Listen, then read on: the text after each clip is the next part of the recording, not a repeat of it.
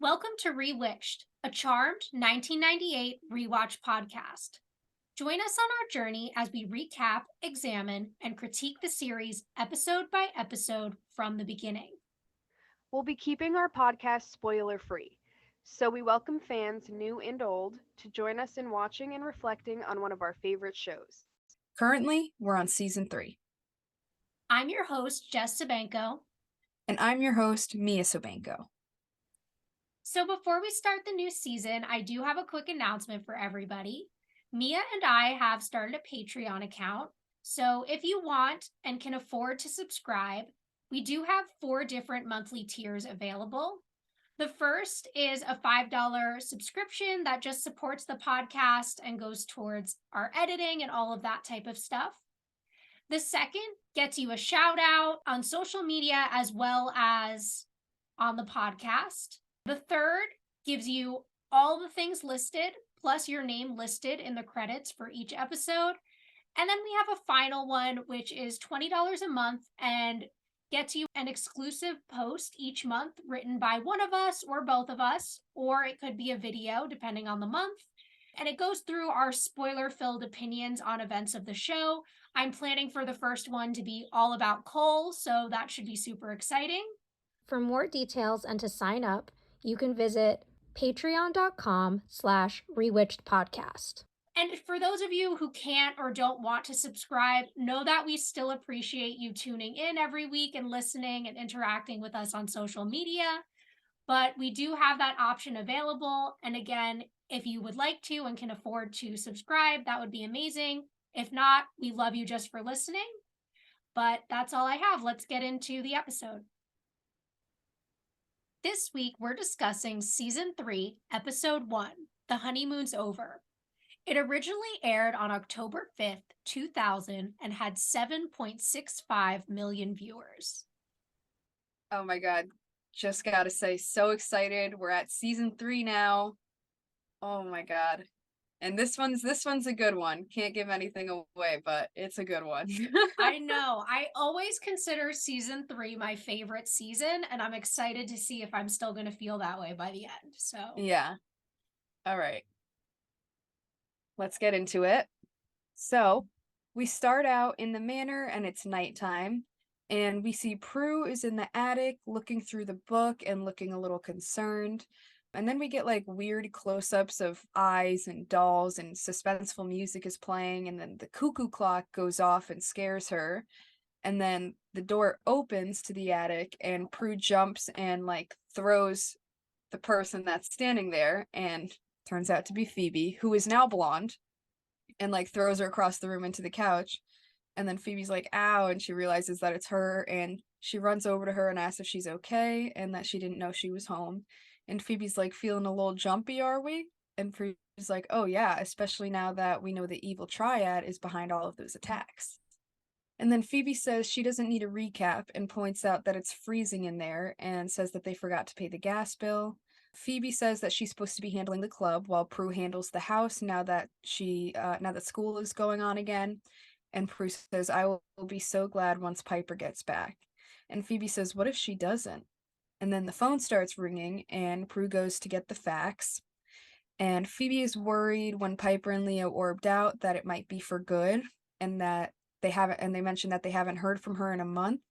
And Prue says, Piper's not just going to ditch us. We're her sisters, and neither is Leo. He's our white lighter too. So, first things first, they are so lucky that couch was there. She definitely could have like hurt Phoebe. Oh, yeah. Could have effed Phoebe up. No, really. So, evil triad, first time we're hearing about them. Mm-hmm. Are they just replacing the council from last season with the triad, is my question. How did they find out that it was a group of 3 guys or something? Yeah, I don't know. I'm not sure either. And they were trying to like be like exposition. I don't need a recap, but it's like we're all fucking confused though. Like, yeah, like at this point the exposition might be a little helpful. So we never really get an explanation on what happened to this council and why they're all of a sudden the triad or what happened there, but we're just gonna run with it. And now we know, because we were wondering at the end of last season what happened to Piper and Leo, how did that go? And it turns out they started off and she's still not back yet. Apparently has been gone for a whole month. So a little bit concerning, but we will see. Yeah, exactly. And I just want to point out, I think Phoebe looks so good with the blonde hair. Yeah, she's a cutie. I love it. Yeah, it works for me.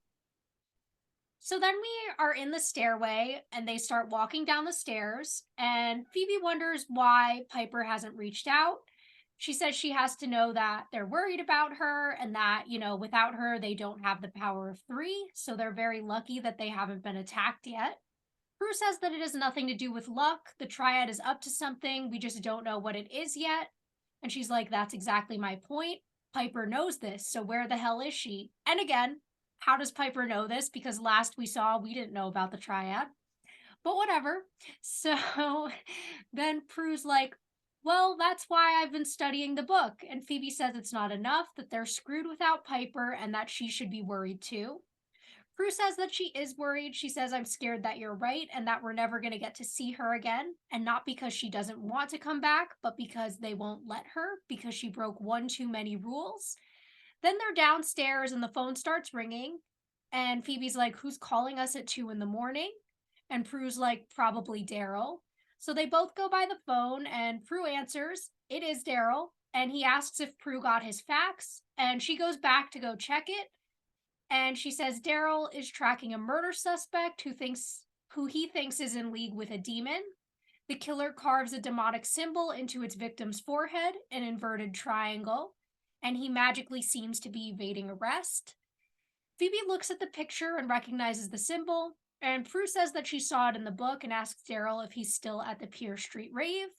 Then we cut to the rave really briefly and see like Daryl walking through the party on his cell phone, following after this bald guy who we can assume is the killer.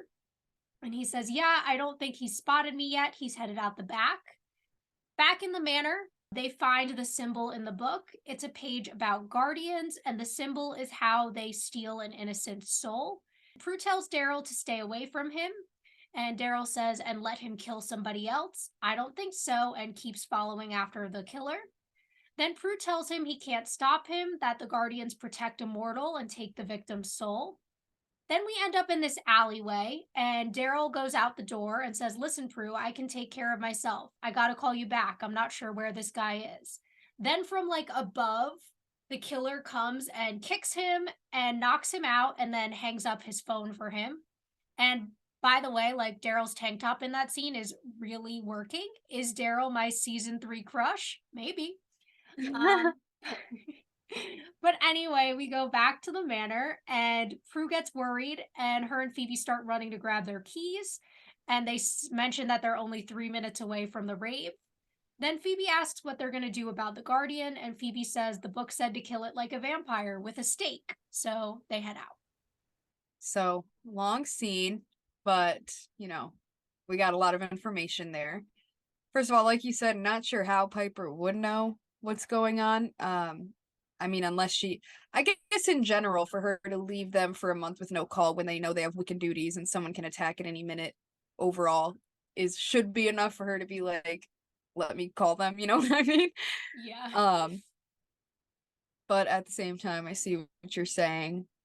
And that was kind of what was going through my head on the first scene, is that like, why is Piper not back yet? I understand the concern from Phoebe, like even though they know that she's up there in the clouds with angels, like what if because they broke the rules and everything, something happened where they won't send her back, Yeah, especially, she's been gone for a month. They've heard nothing from her. I totally get the worry.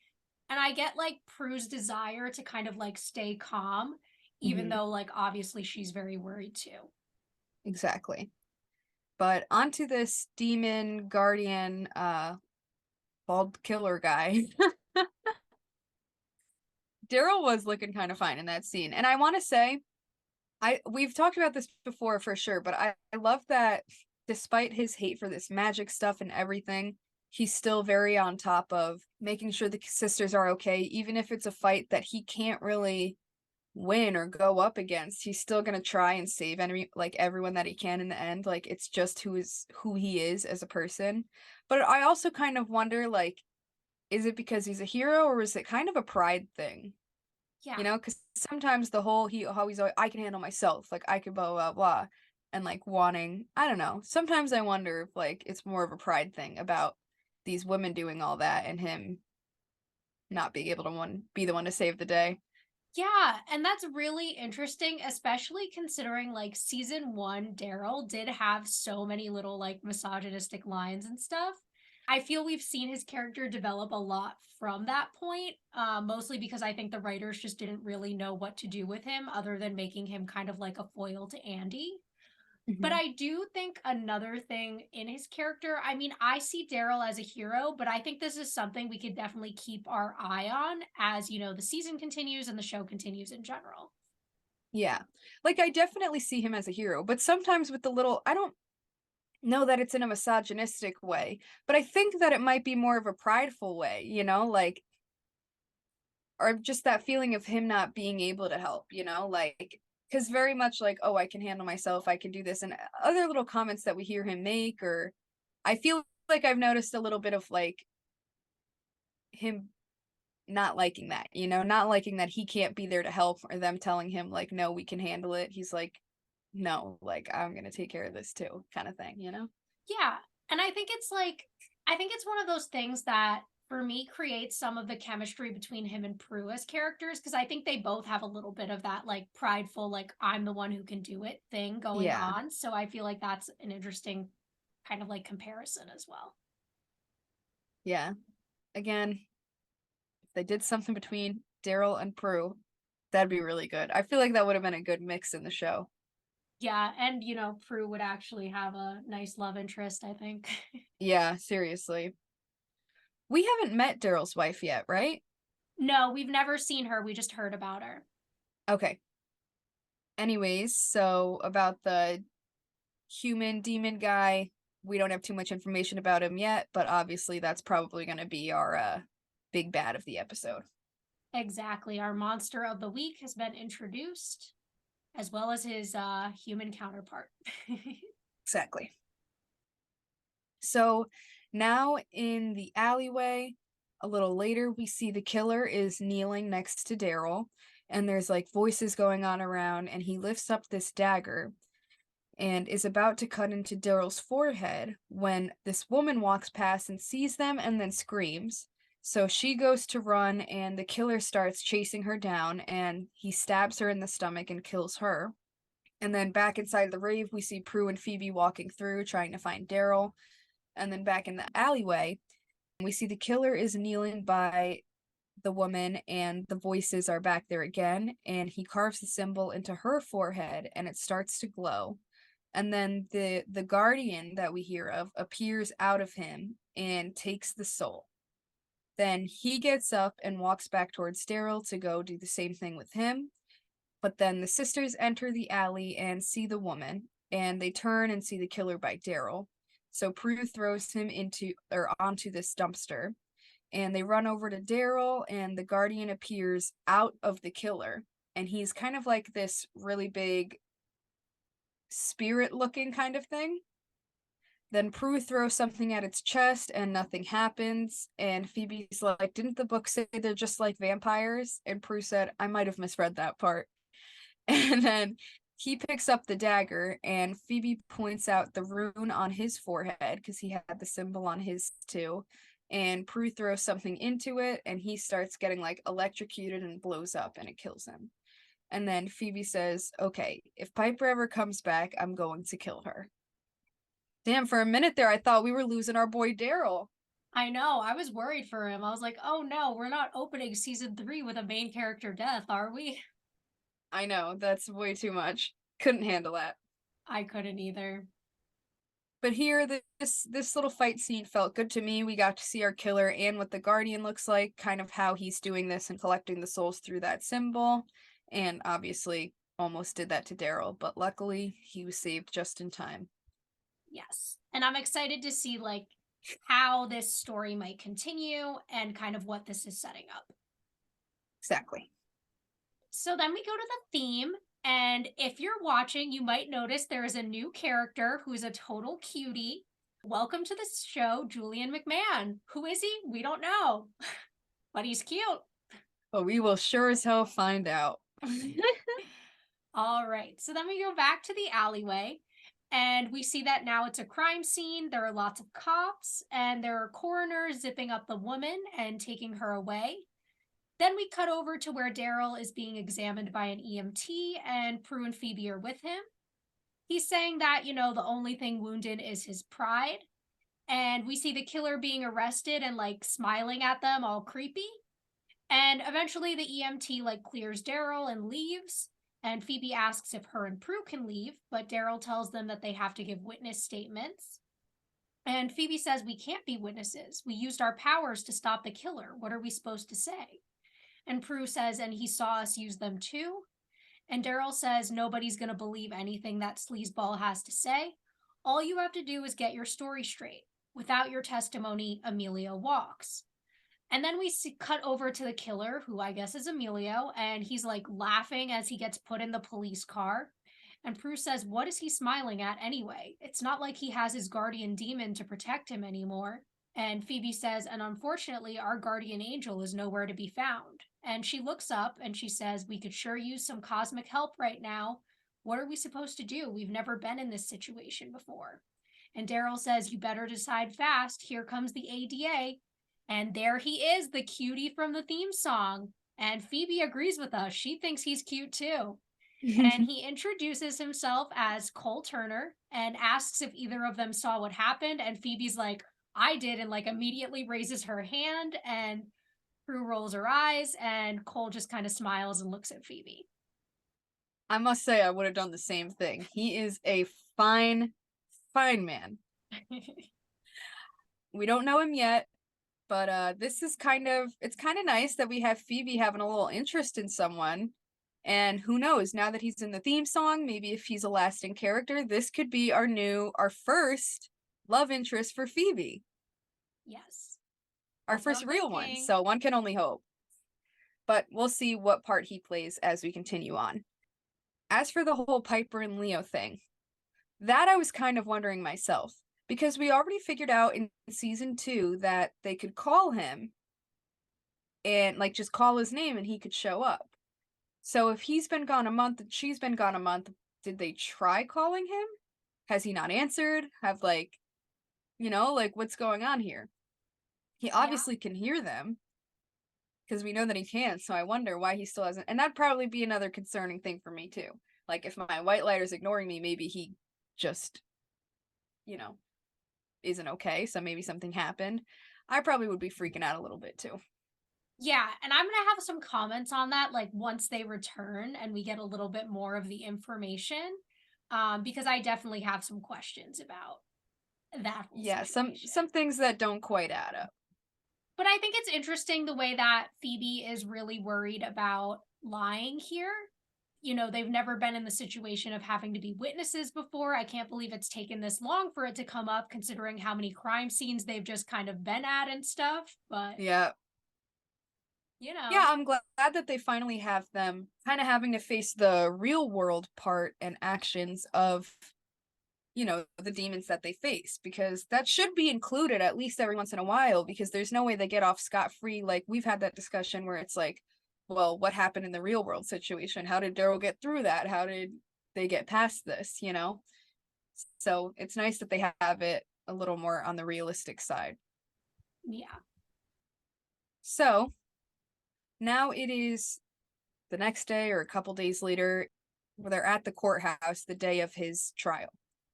And the sisters, just Prue and Phoebe, are sitting behind the benches, and Cole is talking to them and telling them that they're in good shape except for the murder weapon, which is still missing. And then they ask if it will hurt the case, and he says, unless there's something I don't know about. And Prue looks down, and then he says, we should have more than enough for the judge to hold him over for trial. Don't worry, I'm good at what I do. And they all go to their places as Judge Hamilton comes in, and Phoebe says to Prue, I'm nervous, and she's like, oh, witches and trials, it's that whole Salem thing. And Phoebe says, no, I mean about lying. It just doesn't feel right, Prue. And Prue says, would it feel more right to just let him go? And they look at Emilio. And then the case begins against Emilio Smith, murder and attempted murder. And the lawyers, Cole Turner and Alan Sloan, introduced themselves. And the judge said that he read Cole's brief. Emilio's lawyer points out the missing murder weapon and asks what the witnesses saw.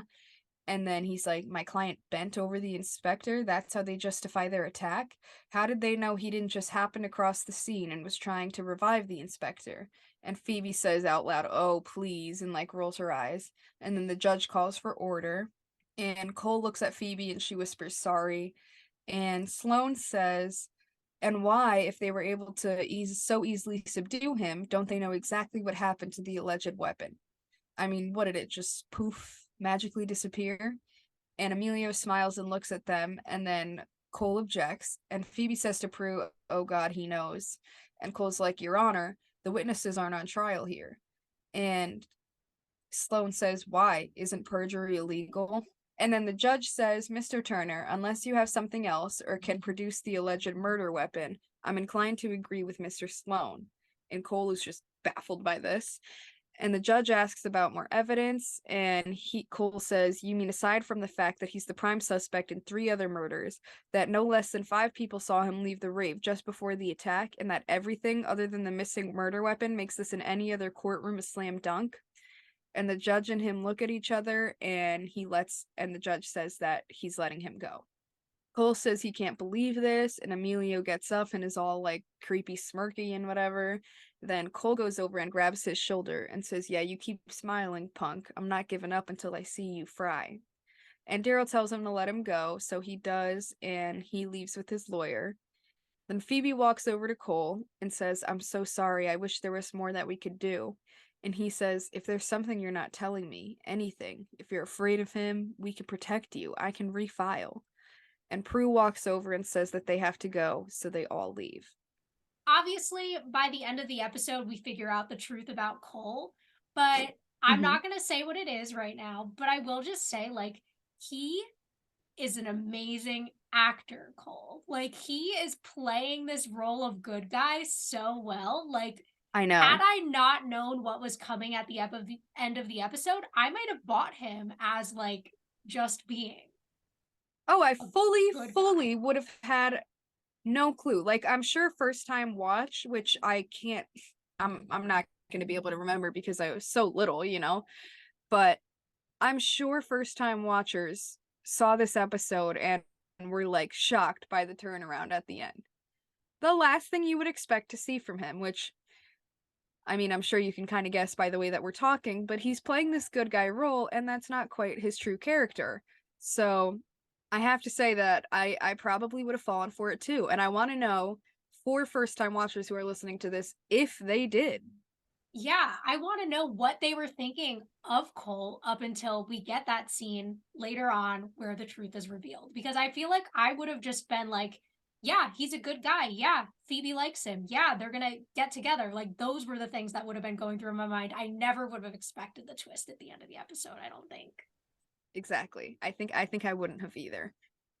And I also want to say that as like the lawyer, he's doing a really great job, and it's kind of obvious that something is a little off with this judge to me, that he's I'm sorry, not the judge, with this lawyer, that I feel like he might be involved in whatever Emilio's involved in. That I got the vibe from the start because of the way that he was talking and acting. Mm-hmm. Yeah. Just want to point that out. I definitely agree. And I think when the sisters kind of suspect, like, oh, he knows, like, I don't question them suspecting it. It's a logical conclusion to jump to. It felt like he was mocking them the same way Emilio would, who obviously knows all the information about what's going on. Yes. And I think, something feels off with the judge, but I'm not sure if he's just a bad person or if he's demonic yet. Like, I haven't drawn my conclusion from this scene about that. Yeah. I think he just seems like a dick, honestly. At the end of the day, I would have just been like, after this, I would have been like, you asshole. Like, what? You must be a real piece of shit person to think that, like, or just lazy, like you don't want to deal with it or something, you know? That's kind of the vibe I'm getting from the judge currently. but whatever. Yeah. But Each yeah, their own. this case, I mean, I don't know if it's super realistic or not. Interesting that, it would be thrown away without a trial just because the murder weapon is missing. I feel like there have been cases where you can't find the murder weapon. They don't just be like, okay, well, guess you're not the killer. Like, obviously, that would come into play at the trial, but I've never seen that be like the reason an arraignment gets thrown out. Right, because this is just the hearing, right? Yeah. This is to see whether or not they're going to have a trial, basically. Okay, yeah, yeah. Yeah, no, it doesn't make any sense that there's so much other, I guess, circumstantial evidence, but it's all there. And Daryl himself, how come? Oh, I guess because he was knocked out and he got hit from behind. Okay, because I was Yeah, about to so say, that's how why come he can't he's say not it. a Yeah. witness, you know? But okay, yeah, now I get it. But still pretty ridiculous. And I have to say, I'm very attracted to Cole right now. His whole, like, fighting for good and then, like, the aggression towards Emilio. Pretty hot, I must say. Yes. Like it makes you think he's really going to be like this good guy who's all about like justice and doing the right thing and Yeah. But, like, with a uh, slight anger to him. I'm so problematic, but I like that. oh my god, no, same. I'm like I mean, I don't think either of us is hiding the fact that we like Cole as a character and, without getting into anything that's a spoiler, like I was trying to go into this watch very like, okay, I'm going to see if my crush on Cole slowly develops. By the end of this episode, he had me. Like, it's not even Yeah, a question. I know. By first introduction, his little smile at them, like, got me thinking, ooh, he's cute, because I was trying to look at this with fresh eyes like a new watcher would. But, like, from the start, I was like, oh, he's pretty cute. And then already, by the way, he's acting in the courtroom and talking to them, but also, like, so, like, sweet to them is like, Yeah, when he's like super sweet to Phoebe and then like grabbing Emilio, I'm like, all right, yeah, you got me. All right. that's my man. But, anyways, let's continue on. So then we're in the manor in the living room, and Prue's sitting on the couch with the book, and Phoebe's kind of pacing. She says we shouldn't have lied, we should have told the truth. We should have done whatever we had to do to keep that jerk from walking. And Prue says, like what? Say what really happened to that knife? Tell the court we're witches? She says, why not, Prue? Isn't it more important to keep a killer off the streets than to protect our secret? And Prue says that the judge would have thought that they were nuts. Phoebe says, not if you would have proved it to him and showed him your power. She says that wouldn't have put Emilio away, that would have put us away. And then we would never have the chance of catching him again. And Phoebe says, and would that be before or after he kills somebody else? And Prue closes the book, and Phoebe sits down and apologizes, but says she's really frustrated. She's like, and what about that public defender? I mean, if Emilio really did tell that PD about us, then why didn't he spill the magical beans? And Prue says, same reason as us, credibility. What I'm curious about is he mortal or is he demon? And Phoebe says, all I know is Cole is an angel. He was awesome in that courtroom today. And Prue says, see something you like, sis? She says, maybe. Or maybe it's just nice to run into someone that's not a college boy. More years, less hormones. And Prue says, yeah, not a bad butt either. And they both smile. Then we hear the orbing sound effect, and Piper and Leo arrive, and they're in the middle of a fight and in the same clothes we saw them in the season 2 finale.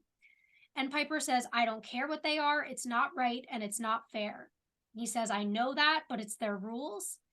She says, screw their rules, they're wrong. And Prue's like, Piper? She's like, just a second.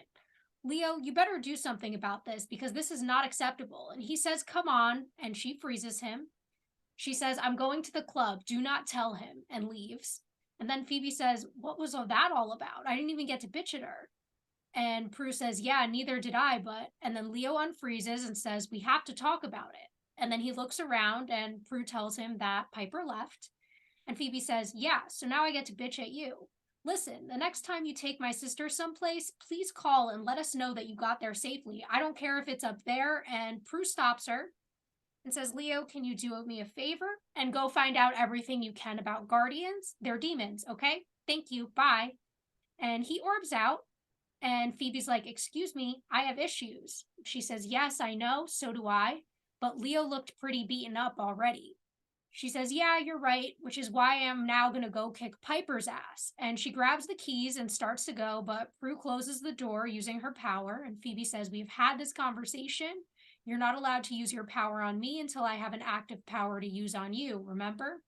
And Prue apologizes, but says that she should be the one to talk to Piper. So she takes the keys from Phoebe and reminds her that she has to get to class anyway. So I love that. I feel like this moment was very Prue of her.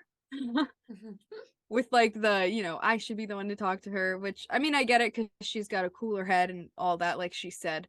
But feels very Prue to like, I want to be the one. I like that their characters are still showing through. I feel like we always notice little moments like that. Like the writers are very good about keeping their characteristics, like their personalities, fairly intact, And Phoebe, I just have to say, even though I mean we'll get back to the rest of the scene after, but reminds me so much of myself. Because I hear that from like Caitlin and from people all the time that like I'm very like quick to just kind of yell and say what I need to say. I'm unfiltered and like very much the younger sister that she is too, Like it's so funny when I see those because I get it. Yeah. No, it is very you. That is your exact reaction. Right? Like, I feel like you can totally back me on that. That's just kind of my personality and how I've always been. And it makes you wonder because if she's written like that as the youngest sister, this must be a common thing when you're the youngest child. Which, I mean, I'm not technically the youngest child out of all of our siblings, but the ones that I live with, I am, or Yeah, like was in our before Lane. age group, basically. Yeah, exactly. Like, I was the youngest one. And I kind of act the same way. So I wonder if that's just like a kind of worldwide thing when you're the youngest child. Yeah. It just kind of cracks me up to think about, but not really relevant. Um, I guess we'll start with the first half of the scene, Prue and Phoebe's conversation. So everything makes sense to me. I mean, their decision about not revealing their magic, and Phoebe feeling very frustrated about this because, again, she does just want to help. And Prue kind of maintaining that more level headed approach, which I think is fitting to both their characters. I also like the way they then transition to the whole Cole topic and Phoebe's little crush that she's developing. I think it's come up previously in our conversations when Phoebe's like, yeah, it's nice to talk to someone who's not a college boy. Yes, Phoebe, because you are significantly older than the people you're in school with. So, of course, you're going to have like a maturity difference with them. Right. Like, you could be talking to 17-year-olds and just have no clue. You could be 17 and in college, like, Yeah. but yeah, all of that, it felt very realistic, them kind of working through what they wanted to get to. Phoebe, I understand her frustration, but at the same time, if they did spill the beans, it would, first of all, no one would believe them at first, but obviously they could prove it. But then still, it would open a whole nother can of worms and just cause problems at the end of the day for everybody. And when we find out what happens later, we'll see that that wouldn't have even been a helpful solution, anyways. And then onto Piper and Leo coming back. I'm very interested and curious, confused at this moment. Like, what the hell? You've been gone for a month. You don't even care. You're just going to walk out the door. The sisters must be so lost. And we are going to find out what happens there. But it is really funny that they're probably all just on the page of like, what the fuck, you bitch? Like, what? What do you mean? You're just going to go?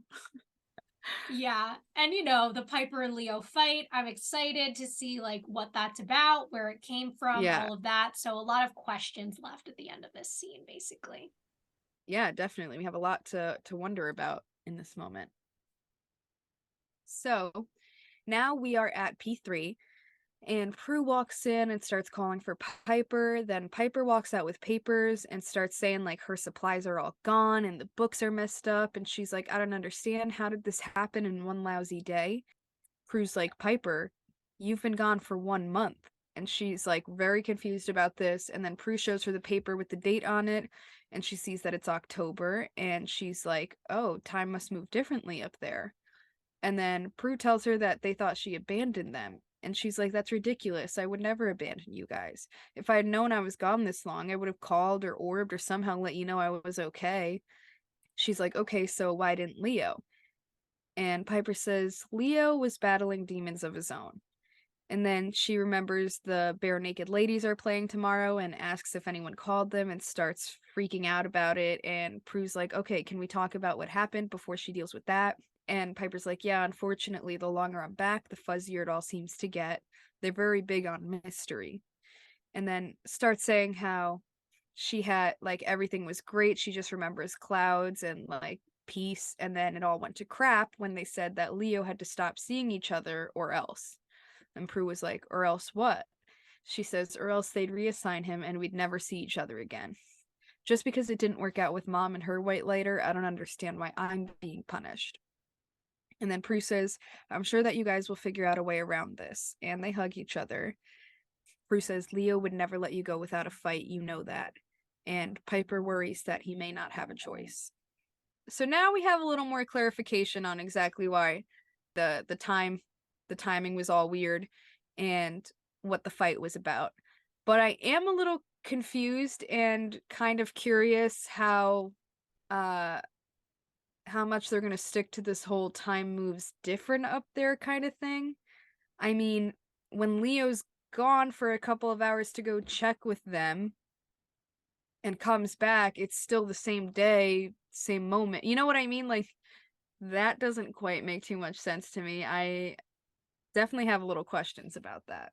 Yeah, that part was really confusing to me. I'm just gonna chalk it up to plot's sake because I feel like if I even try to make sense of it, it's just not gonna happen. Right. I mean, I feel like at best we could say, I don't know, some sort of magical differences based on their positions, and no, I know it doesn't really make sense at all. Definitely doesn't quite add up, and I don't know that that's something we are even gonna, like, I don't know if that's something they're gonna be consistent with, but it feels like this came out of the blue because we've never heard like anything different when Leo goes there. So, Yeah. not quite sure. It's also interesting to me that in this scene, like, Piper's kind of acting like Patty and Sam are the reason this rule exists. Like, I'm pretty sure the rule already existed before them. Like, white lighters and witches were just never supposed to get together.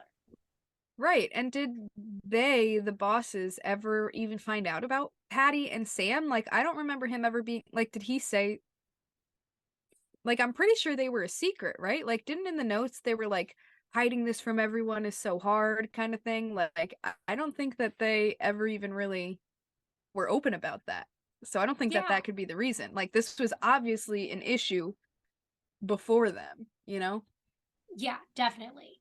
And I mean, no spoilers, but we may find out more about that situation one day in the future, and maybe we'll have more to say then. But as far as I know, yeah, from what we saw in the season 2 episode, no one knew about them. Mm-hmm. So I'm not quite sure. I mean, maybe she's just kind of projecting the whole, this is like a common thing with us where things just like don't go well in our family, kind of like that realization that she had before of like, I'm tired of losing people and all of this due to my being a witch, like it not being it messing with her life, it messing with their mother's life, Grams's life, kind of deal is probably what they're trying to hint at, Yeah. or at least keep that idea going. So maybe that's it. But yeah, they're definitely not the reason that this rule exists. So now we're on campus, and Phoebe's walking with her books and her little backpack and everything. She's wearing like these little capris and this denim jacket. She looks very cute. And Cole sees her and starts walking up behind her, and he taps her shoulder.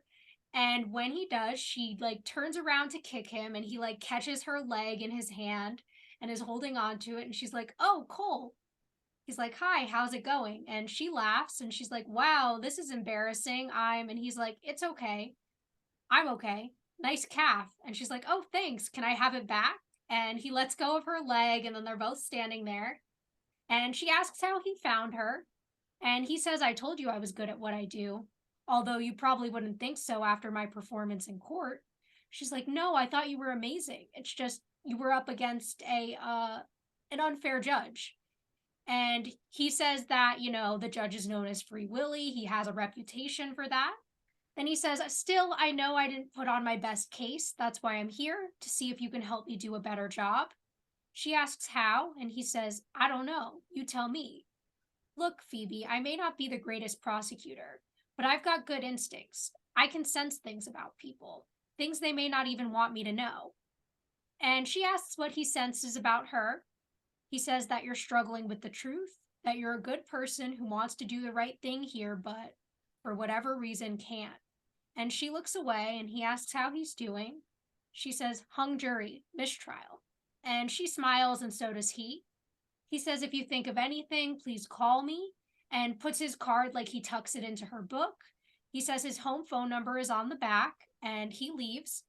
She waves and, like, as he's walking away, checks out his butt and then goes to grab the card out of the book and has a premonition of Emilio carving the rune into his forehead. So I just want to say this is a very, very cute scene. I love the little awkwardness. It's hard to say without like showing their facial expressions and everything, but it worked very well. Their awkwardness felt very realistic. It was cute, a little flirty, but also trying to actually get to the point. And like, I really did love this scene. But the start of it, like a little out of place that someone taps her on the shoulder and her first move is to go and fucking like what? Yeah, I was like, this is an overreaction because, like, she's on campus. It's not like she's like alone in a parking lot or something. Like, I understand that being a reaction there, but she's literally just walking around school. Like, it could have been a classmate who saw her and came up to her. Like that made absolutely no sense. So and he didn't even, it's not like he grabbed her. He just like tapped her on the shoulder and she was like, "Oh, you want to play?" Like and just started going at him. He was There like, was not today, demons. absolutely no need for all that, but the rest of the scene I will say was so adorable. Yes, and it's all in the way they like look at each other. Like their Yeah. eyes say everything between them, and I love that about like their interactions. They're both very good at playing the kind of,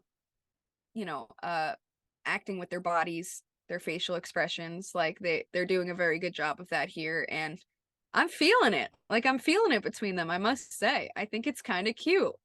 Yes, I'm like shipping them already. We're like, Yeah. this is maybe we've had 2-3 minutes of screen time between these two so far, and I'm like, I'm loving it. I'm all here for it.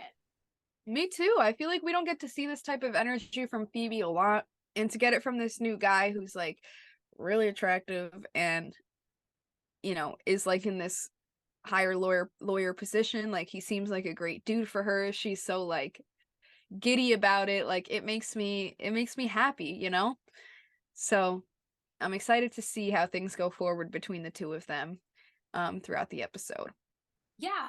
And I mean, as far as him wanting to work with her more, again, I feel like this is pushing us to believe that he is a good guy and really is trying to solve the case.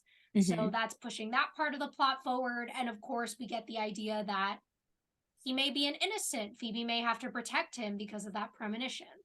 Exactly. So can't wait to see how that goes. So now we are back at P3, and Phoebe is walking down the stairs saying how she needs to get a cell phone, and she walks up to Prue and Piper and tells Prue about her premonition. And Prue asks where it happens, and she says that it was in some parking lot. And Piper asks who Cole is and like what Phoebe did to her hair. And Phoebe turns to her and goes, "I'm sorry, do I know you?" And Prue tells her this isn't the time, and they get back to it and realize that Emilio maybe got another guardian.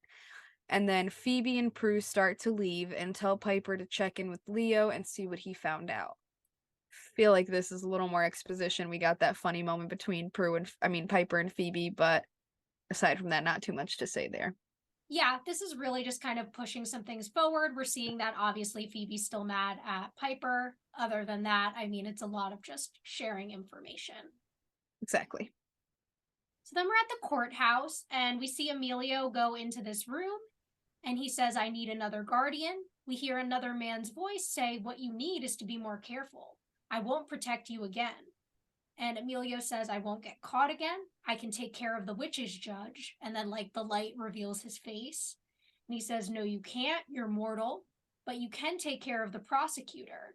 And we see, like, the athame appear in his hand. He says, I don't want him to find out about you or me.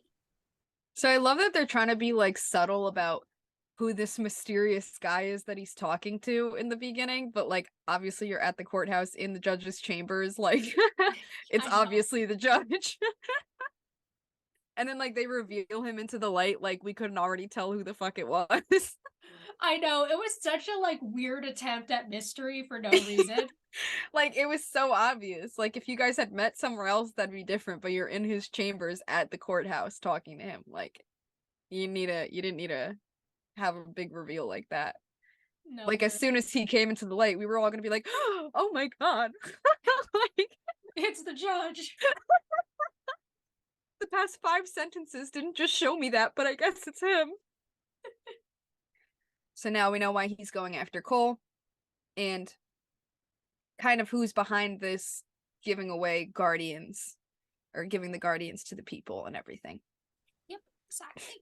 Which I will say, that's a smart position to be in, to do something like that, because you can get people out of certain situations. Whether or not you gain that reputation, if that's your status, like, you know, gain that reputation as Free Willy, like technically it's your job, your call kind of thing. So I don't know.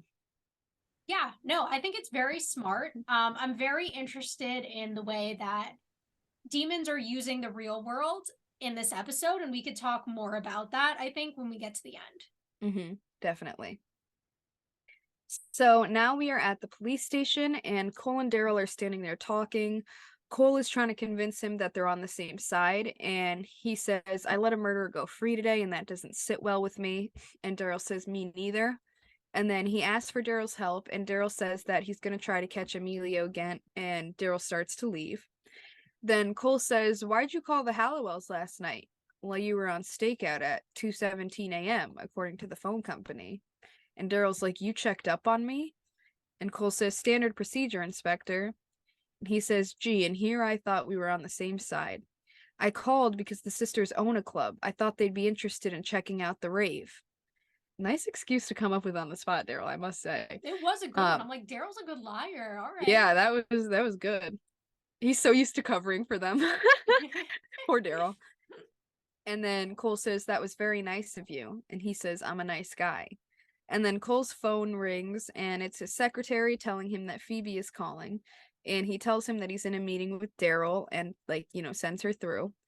And kind of on the phone, Phoebe's in the car, and Prue and Phoebe are driving, and she tells him that she needs to talk to him and that it's important, and she'll meet up with him. And then in the police station, we hear him responding, and the phone's breaking up, but he tells her that he's running late for court and that he'll call her back, and he hangs up. So, dun. So I just want to say there is so much chemistry between like Dorian Gregory and Julian McMahon. Like they play so well off each other in this scene. Like I'm loving their dynamic here.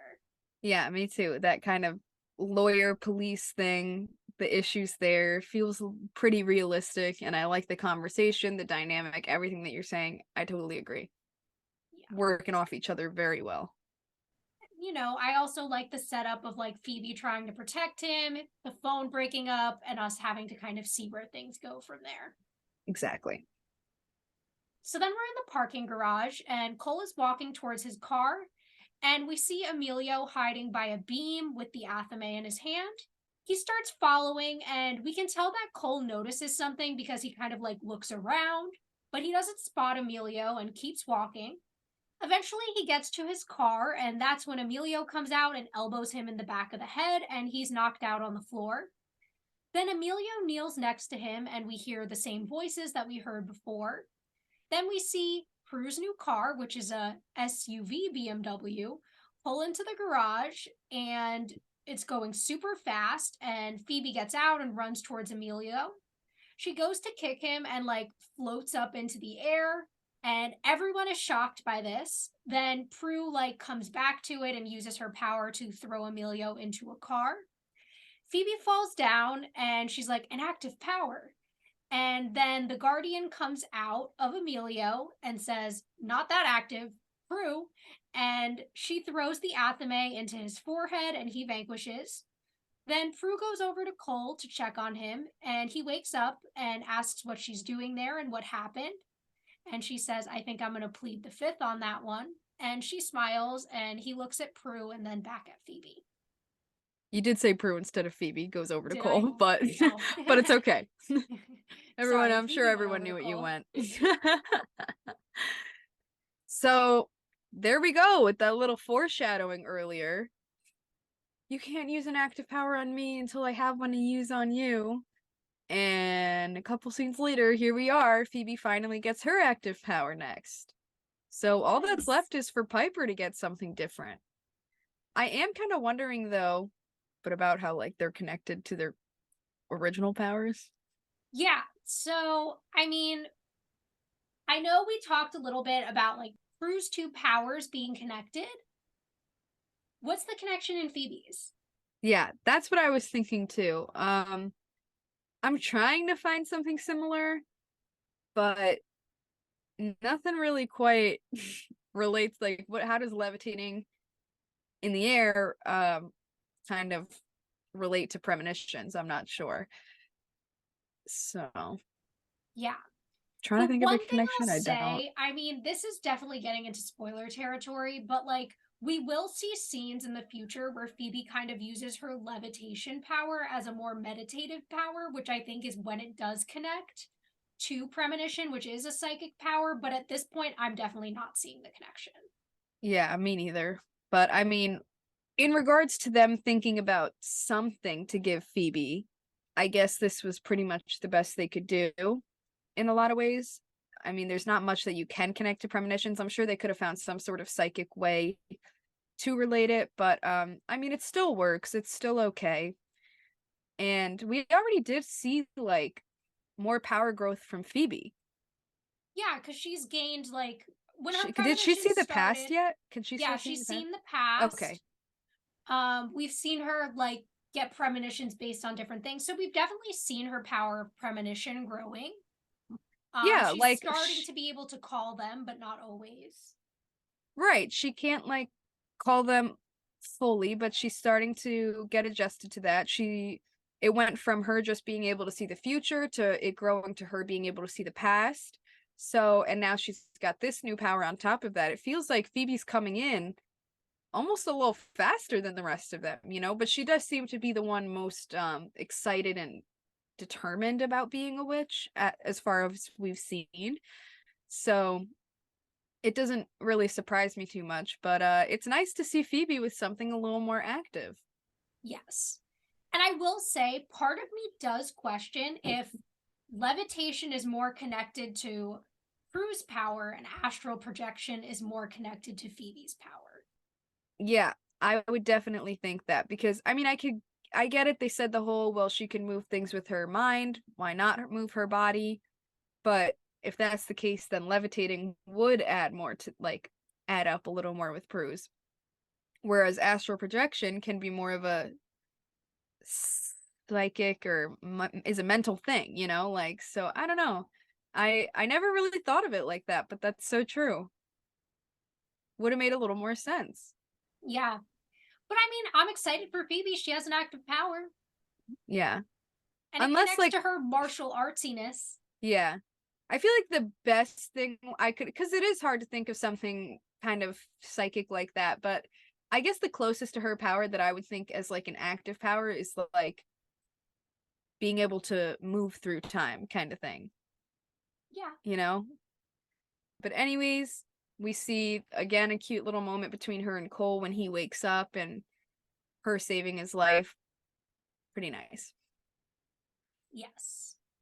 And of course, they find out for sure that Emilio is able to get his guardians back and is obviously getting them from someone who Yes.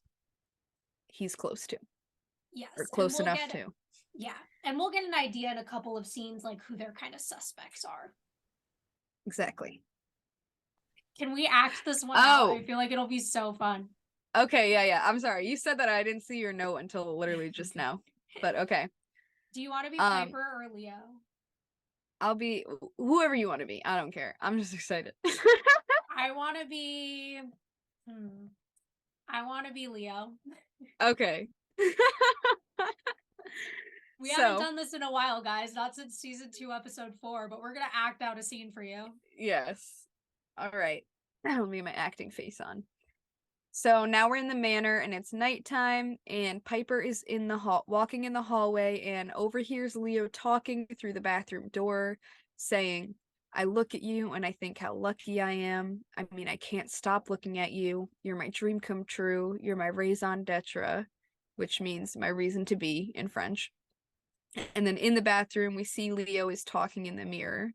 And then He says, "Every time I see you, I love you even more. You're so beautiful. You're so special. I can't imagine my life without you." Piper walks in and she's like, "Leo, who are you talking to? Me? Nobody. Just myself, you know. Yourself? You were telling yourself how much you love you?" No, of course not. I mean, it's not like that at all. Let's go downstairs and I'll explain. Actually, no, we don't have time. Did you find anything out about the Guardians? No, I forgot. You forgot? Leo, what's the matter? Why are you acting so weird? Can we go downstairs, please? No. Why? Okay, fine. Here's good. Um, I've been thinking a lot, actually, about our situation. Leo. No, just now let me finish. I think I've come up with a solution, a way for us to be together, no matter what they say. And then he gets down on one knee and takes her hand, and her eyes go wide, like, what the fuck? Will you marry me? And she just looks at him, shocked. And then we cut to the stairway, and Piper is walking down the stairs very fast, and Leo's following and calling for her. And Piper says, "This is so not happening." Listen to me, Piper. I told you. I thought this whole thing through. Uh-huh. Is that why you asked me to marry you on a toilet? I tried to get you downstairs.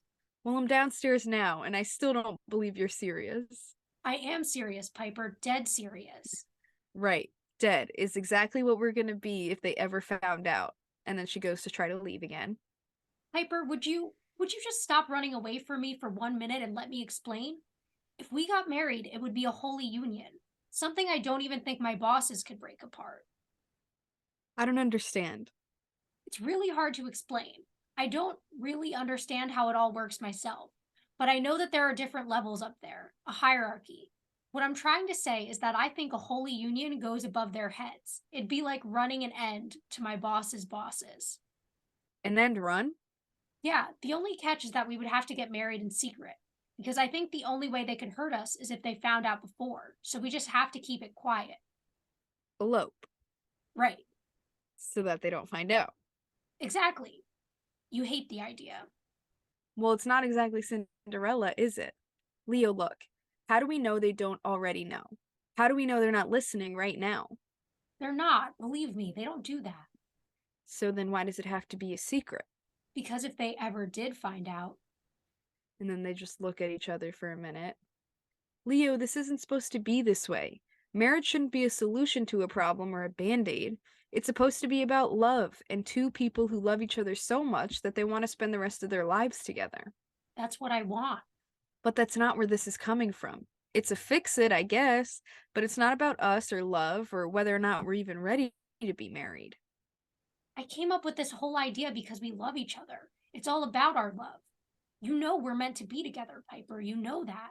You went to the future and you saw that we were married in it.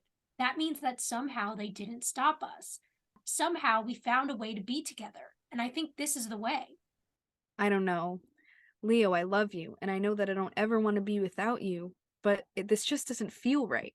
I mean, getting married in secret, it doesn't feel like a holy union to me. I'm sorry. And then he looks so sad, like so devastated, and Piper does too. And then the door opens, and Prue is calling for them, and Prue asks if he found anything out, and they're both still just looking at each other, and he says that he didn't yet.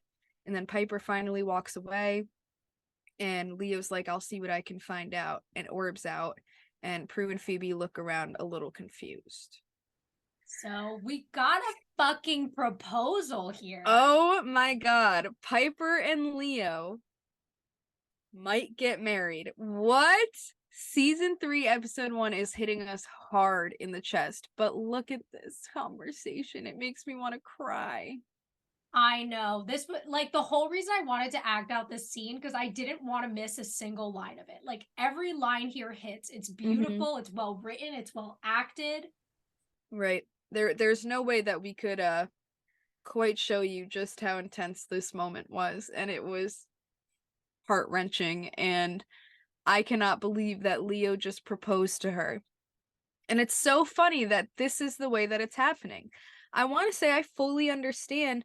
I mean, I totally get what Leo's saying. I do. But like Piper said, that's not exactly every girl's dream. And it feels like, are they ready for this? This came out of nowhere. And it's not really about what it should be about. It's not about how much they love each other. It's about finding a way to be together despite what they say. Yes. Which, like she said, it's more of a solution, a band-aid. And it kind of isn't the way that she wants things to go. So I totally understand Piper's perspective. But I also understand Leo's perspective where he does love her and at the end of the day would love to be married to her at some point and also believes that it's the only way that they can be together. So it's such a hard situation. Yes. And I think at this point, like, they're both on the same page that they are soulmates, right? And that's why Leo's like, why does it matter if we get married now or 3 years from now? If they're going to try to separate us, like, we should just do it now and be together. I get where he's coming from. But again, like you're saying, Piper's perspective, I mean, Leo and Piper have been together kind of in this on and off weird, like, romance for 2 years, but they've been legitimately dating maybe 6 months. Yeah. So, like, I get her being like, this feels rushed. Like, we're not at that stage yet. Exactly. I totally agree. So both sides of it do make sense to me, which is why they did such a good, like, I want to say they did such a good job at making this such a conflicting moment, such an emotional moment, and so intense, and kind of what's going to happen here, Yeah. So I'm really excited to see how that continues on and how that goes. Yeah, me too. So then we're at the police station, and Emilio is in the interrogation room with Daryl. And Cole walks in and asks if Daryl got anything from him, and Daryl says he's not talking. And he's like, yeah, seems to be an epidemic, and kind of throws some shade at Daryl there, and they look at each other. Daryl tells him not to do anything to compromise his case, and Cole says, what case? He's already gotten away with murder. You really think they're going to nail him for hitting me over the head? And Cole sits on the table near Emilio and offers to make him a deal. He says, obviously, whoever's protecting you isn't going to keep doing it much longer, especially since you keep screwing up and getting caught. So you might want to pay attention. And he looks at Emilio and says, I want you to get a message to your friend. Tell him I know he sent you after me. And because of that, I'm going to personally bring him down. And Emilio smiles and says, you don't scare me. And Cole's like, no. And he slams his fucking head into the table and like grabs his throat with 2 fingers. It's like hot. So like, hot. Holy shit. And Daryl's like, oh my God, like, let him go. Cole's like, you have no idea who you're dealing with, and like walks out and tells him that he'll see him in court. So sexy. So hot. I no other words to describe this moment. Everybody loves a bad boy with a good heart, you know what I'm Exactly. Goddamn right we do. saying? Like, I'm concerned with how attracted to this violence I was.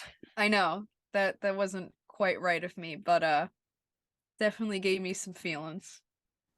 But yeah, no, I mean, I totally understand where Cole is coming from. I mean, do I think this is an appropriate reaction in real life? Of course not. But in the No. context of the show, like, I love it. I think it's establishing Cole as like this defender, right? And he's really like, maybe it's coming from a place of, you tried to get to me, but it's also coming from this place of like, I'm gonna get this guy put away and whoever he's working with, no matter what. And I like that. Yeah, I think that's a big part of what's so sexy about it. All right, so now we are in Piper's room and we see Piper lying in bed. And then Prue and Phoebe come and get next to her and sit on the bed. And Phoebe's like, do you want to be alone? And Piper says, no, but it looks like I'm gonna be. Leo asked me to marry him. And Phoebe and Prue like get all happy and they're like, oh my God. And she's like, I can't do it. And Phoebe's like, what do you mean you can't do it, Piper? You love him. She's like, of course I do, with all my heart, but why does it gotta be so complicated? Why can't I just be a normal person in love with a normal guy? And Prue asks if Leo thinks that getting married is the only way around them. And Piper's like, yeah, but he's not even sure it's gonna work. And then Phoebe says that it might work and says that says Piper, you and Leo are destined to be together. You guys have the kind of love that girls dream about. I know I dream about it. How about you? And turns to Prue. And Prue's like, all the time. And Phoebe says, and I understand the risks, but if you don't go for it, isn't it an even bigger risk? And then that's when Leo orbs in and he tells them that they think the sisters stumbled across some sort of evil conspiracy in that courtroom. One where an upper level demon somehow assigns guardians to the criminals who are set free. And then they say that that explains why Emilio had two guardians, and Phoebe suspects that the judge might be the demon because of what Cole says to her, or had said to her. And they realize that Emilio's arraignment is in an hour, and they need to come up with a plan. So I really love this sister moment here. I like the way that they're supporting Piper and kind of taking care of her as she's kind of like struggling with this decision. And I love when Phoebe and Prue are kind of saying how they dream about having a love like Piper's. I think that that's something we've talked about too, because we've wanted like them to have serious romantic interests like Piper. Mm-hmm. And, you know, just this idea that their love should conquer all. I think all three sisters believe that, and that's really sweet. Right, which is what sucks, because we know at the end of the day, Piper does want to marry Leo, and Piper does love him so much and wants the relationship to work out, but it's very rushed, and, you know, like I said, like she had said, all the concerns that she has are what's holding her back in this moment, and it didn't go the way that she had always hoped that it would go, so I understand the confliction, even though her sisters are very supportive of it and kind of being like, oh, this is awesome, and she's like, but for some, like, I just can't, you know? So it's definitely a realistic moment, a realistic emotion from all of the sisters, a very cute sister moment, and yeah, I was very happy with this scene. You definitely could feel it, you know? Yeah, definitely. And I mean, as far as Leo's part in it, that's really just setting us up for kind of what's going to happen at the trial and getting them to that courthouse. Exactly. So then we're at the courthouse, and the sisters and Leo are all walking in. And Piper says, can't we just come up with a spell or something? And Prue says, no, a spell could backfire on us. And Piper says, so could this. And Prue says that the worst that can happen is that it doesn't work. Basically, they want her to freeze just the innocents. And Piper says, so why did you do that to your hair? And Phoebe says, I wanted to change my luck. I feel like that was a cute little thing to throw into that moment. I feel like the purpose of this scene is just to show us what their plan is. Yes. So now we're in the courtroom, and Daryl is sitting behind Cole, and the seats are all empty, but then the sisters walk in as Sloane is asking, you know, the judge how many times the prosecution is going to harass Emilio. And the sisters go to their seats, and Cole asks for a minute to speak with them, and the judge says, it's late, Mr. Turner. Either you have a case or you don't. And then he asks why the defendant attacked him if he was innocent before. And Sloane says there was no proof that he attacked him. And then Cole continues going on, and Prue's like turns to Piper and she's like, now. And Piper tries it, but it didn't work. And so she tries it again, and then finally it does work. And then they realize that the only people frozen are Cole, Leo, and Daryl. And they're like, oh my God, it's all of them. And the judge turns and says, kill them. And then the sisters run out, and the judge morphs into this like really creepy demon thing. So what a cool moment. I really like this. I have to say, like, the whole them figuring things out and their plan and the way things go, I love it in this episode.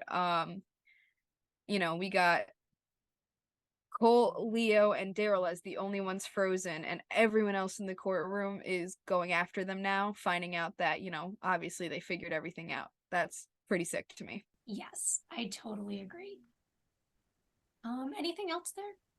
Not really, except the effects are getting a little better about the demon that the judge turns into. Yeah, I'll agree with that too. We definitely are getting a better budget this season as far as special effects go. Like, we've grown so much from season 1 as far as special effects go. Agreed. So we're in like the some office connected to the courtroom, and the sisters run in and they close the door behind them. And Prue asks if she can freeze them, and Piper says no, they're immune to it. Once they're immune to it, they stay that way. That's why it's called immunity. On the other side of the door, we see that all the people are trying to break in, and the judge is telling them to get out of the way, and then he throws a fireball at the door. And the sisters are trying to figure out what to do. And Prue says that the best defense is a good offense, and so she uses her power to throw the doors open. And then Sloane starts coming at her with a gun, and Prue uses her power to throw him.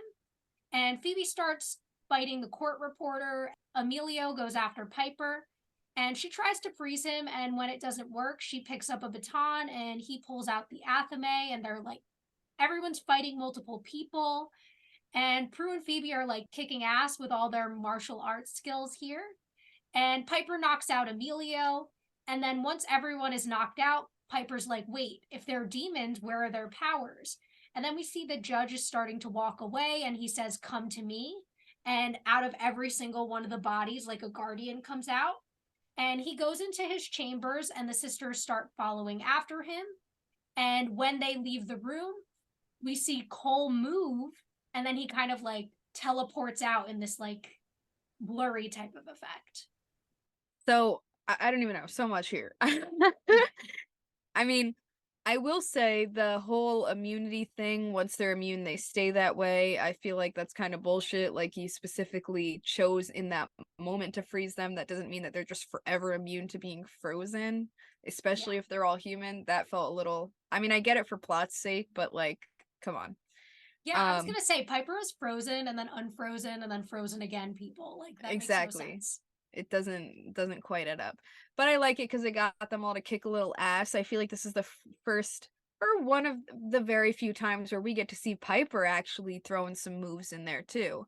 And again, of course, Prue and Phoebe are kicking ass like they always do, but again, it does kind of annoy me, like, where did Prue get her fucking martial arts skills from? Obviously we saw it from Phoebe. But we've heard Prue mention training, and we've heard like her and Phoebe like planning to go to martial arts classes together. Like, if you When? think back to the episode with Evan Stone, she was talking about how she like has taken like Aikido and stuff. So she's like familiar with martial arts. I think Phoebe's the most skilled at it, but I remember there was even a season 2 episode where like Prue, this was when Prue was still working at Buckland's, and like her and Phoebe were going to a martial arts class, but they were going to have to cancel because her work schedule was too busy. So like it's been established that she's taken classes. Oh, okay. Yeah, I guess I just don't remember those moments. So And that that's why makes for sense. me, like, it makes sense that both of them have these martial arts skills, whereas like Piper is just like doing her best at fighting and not like great, but is ultimately able to take out Emilio. Yeah. Okay, fair enough then. But I didn't remember those, so I guess that's probably my issue. But still, it worked really well. It was cool, and we see the judge run away with all the guardians and find out that they're all humans that he's given guardians to. So they're all, that's why none of them were like throwing powers and shit. And then there we go. Like, we find out right here and then Cole never froze, which means he's evil too. Yup, he's a Or bad guy. at least not innocent. And then we see him teleport. So, kind of get the idea. Cole's a fucking demon. Yep. Oh, it's crazy. I love it. So now we're in the judge's chambers, and the judge goes into the room and closes the door, and then Cole appears behind him in that blurry effect, and then the judge is like, what the hell? And Cole's like, thanks, I'll take it from here. Very smug, and he holds out his hand, and flames appear on the judge, and he screams and like starts getting vanquished. And then Cole teleports out of there and goes back into his place and into his frozen position. And the sisters come in and see the judge burning, and they're like really confused about what happened, but they're like, okay, well, whatever. We just need to get back before Colin freezes. And they go back over there into the courtroom. So I just want to say props to Julian McMahon because like the Cole we see in this scene with the judge is so different than the Cole we were seeing in every other scene. Like that switch up from like maybe I'm an innocent to actually I'm a demon is so well played. Yeah, he killed that. And the little like like thanks. Like I got it. Like, and then just kills him. It was so smooth, so perfect. The switch up was great. And then for him to go right back into his exact position and look exactly the same. It is shocking to me that like I mean I assume he must have heard them in the background or was listening in and somehow knew what their plan was. But for him to like freeze at the perfect moment, like killed it. Yes. So then we're back in the courtroom, and Piper asks how they're going to explain this. And Phoebe gets an idea and picks up the baton from the bailiff. And she's like, I'm so sorry, and hits Cole in the back of the head with it. He falls to the ground. Then Piper unfreezes the room, and Phoebe kneels by Cole and asks if he's okay. He asks her what happened, and she's like, aren't you getting tired of asking me that? And he kind of is like, what? And then she's like, says that Emilio tried to escape and all the courtroom people tried to help. And Prue's like, yeah, thank God for Daryl. And Piper's like, yep, saved the day. And Cole's like, what? And Phoebe's like, something good happened. Can't you just accept that? And he says, it's not my nature. Absolutely love that. Like, okay. Still getting the flirtiness and everything, and him obviously acting like he's good for Phoebe and all this. Oh, I'm so in love with this moment right now. Like Yeah, I feel like in Phoebe's head, having to keep these secrets and everything from Cole, like in her head, she's getting herself into like a Piper and Dan situation. She does not know the real situation she's going to get herself into here. I know, little does she know how things are actually gonna go. And I'm so excited to see future, things of that. I mean, I know technically we're just assuming that he's gonna be back, but obviously this is a big introduction, and he was in the theme song, so we can kind of get the idea. That his character will continue, yeah. Exactly. So now we are on the final scene of the episode, and we're at P3 per usual, and the bare naked ladies are playing and people are dancing and everything, and Piper's behind the bar pouring drinks. Then Phoebe and Prue walk up, and Phoebe is happy that she got the ban and apologizes for screwing up the club. And Piper's like, oh, Phoebe, don't. I owe you guys an apology, and thanks for covering my butt. And Phoebe says, not a problem. I didn't even really notice that you were gone, actually. And Prue's like, liar. And then Phoebe laughs, and she's like, yeah, I've been doing a lot of that lately, unfortunately, especially to Cole. But hopefully I won't have to lie to him anymore. And Prue says, yeah, well, something tells me he's not going anywhere anytime soon. Foreshadowing. She says, no complaints here. And Piper says, one over here, hottie that he is an assistant DA, which makes him somewhat of a threat to us. And Phoebe says, yeah, but at least he's one of the good guys. And then Leo starts walking down the stairs, and Prue looks over and sees him and says, speaking of the good guys. And Piper looks and sees and goes to walk over to him. And they say hi to each other. And he's like, look, Piper, maybe it was a mistake. And she stops him and cuts him off and says that she thought about it. And she says, last night in the courtroom, I was actually scared. For a minute there, I thought I wasn't going to make it. And that's when I realized that I don't want to die without ever having have been married to you. The answer is yes, Leo. And then they smile at each other. It's the cutest thing in the entire world. And they hug and then kiss. And that is how we finish this episode. Oh my God, it's so good. They're So good. engaged. Officially Cuties. engaged. I cannot believe it. I'm so excited. And I want to say that even though this episode never really stood out to me as like an exciting monster of the week episode, I feel like all of the Emilio and the Guardians and everything was some background shit, while we were really getting in on some important information between Piper and Leo, the start of, some sort of demonic flirtation and this guy trying to claw his way in, which is obviously what his goal is as a demon, Cole. And it's so exciting to me. Like, we're starting off on a great note, Piper and Leo get engaged, and Phoebe may have a love interest, but he's also a bad guy. Like, I'm so excited right now. I'm so excited.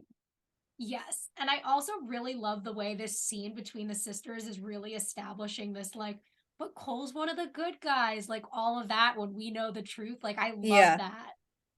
It's nice because I wanted to see, because at this point, obviously, we know he's going to be back.